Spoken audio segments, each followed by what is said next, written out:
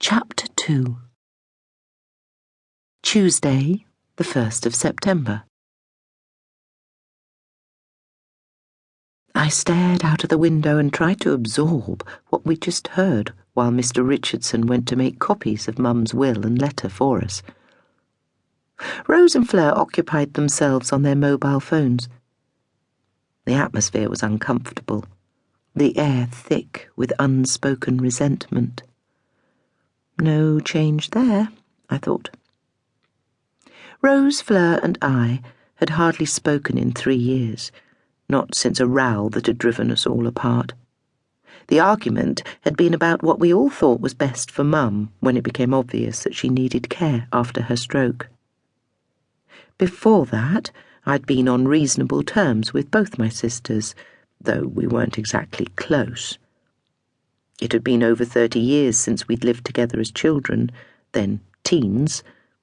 We had drifted in and out of each other's lives in our 20s and 30s, then slowly grown further apart in our 40s.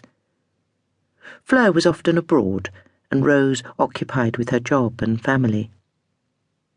We got on well enough when we did see each other, falling back into old roles, and familiar teasing when we met up at Christmas for big birthdays or family gatherings, but that was all. For the last 3 Christmases, we'd made our visits to Mum separately.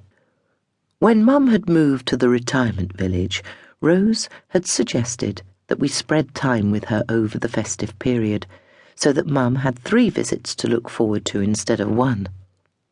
The arrangement suited me because the train companies often did engineering works over Christmas, making travel difficult from where I lived in the southwest. But it also meant that I didn't see my sisters. Not that either complained. Years ago, Rose had commented that I wasn't really in her life anymore. It had stung.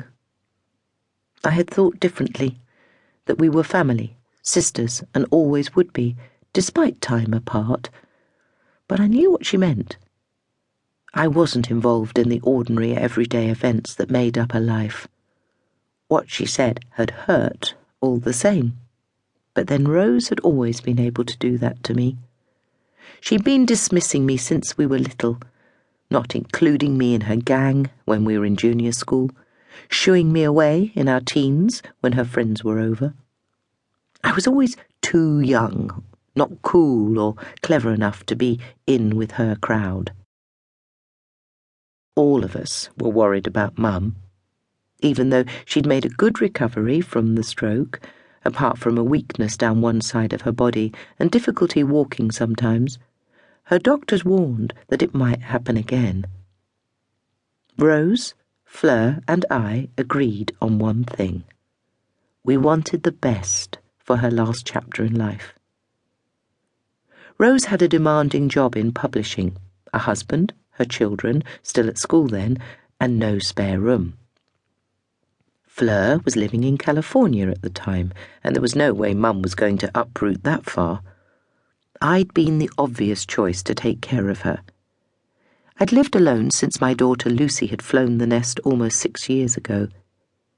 She'd gone first to live with her aunt, on her father Andy's side, in London, then later with her boyfriend to live in Australia, near Andy.